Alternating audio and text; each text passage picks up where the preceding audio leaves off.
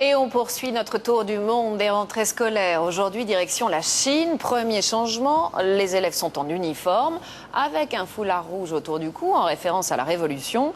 Côté discipline, c'est vraiment plus strict. Chacun doit se prendre en charge dans les moindres détails. Les effectifs aussi donnent le vertige. Reportage à Pékin, Samasoula, Sylvain Giaume. T-shirt blanc, jupette et short marine. Quel que soit l'uniforme, il se conjugue toujours avec le petit foulard rouge, symbole du drapeau chinois. Nouveauté cette rentrée, la prise de température de chaque élève. Consigne désormais appliquée chaque matin pour cause de H1N1. Les cartables sont déjà volumineux, les livres sont distribués à l'avance. Reprise après 1 mois et demi de repos dans cette école publique, une des plus huppées de Pékin. Je suis un peu stressée, je n'ai pas fini mes devoirs de vacances. Avant le début des cours à 8 h, on s'installe tranquillement. Certains prennent leur petit déjeuner, d'autres entament la lecture à haute voix, pendant que des camarades s'improvisent spontanément, chargés du nettoyage du jour. Après le petit déjeuner, surtout, il y a des miettes par terre, alors je nettoie. Autonomie et initiative. Cet élève étourdi a oublié de coudre son petit drapeau. Dans son coin, il essaie de résoudre son problème. Il n'y a pas quelqu'un qui a des ciseaux? T'as qu'à utiliser tes dents.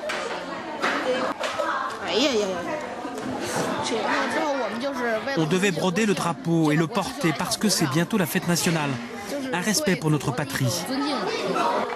Dans cette classe de CM2, 46 élèves. Pour la Chine, c'est dans la moyenne. Pour moi, une classe idéale, c'est une bonne entente. J'aimerais que les enfants soient heureux de vivre dans cette classe. Dans le couloir, exercice pour les plus petits. Se mettre en rang, un art très cher à l'enseignement chinois. Apprenons à nous tenir droit comme un tronc d'arbre, sans bouger pendant 3 minutes. Mise en pratique immédiate pour la cérémonie de rentrée et le traditionnel lever de drapeau.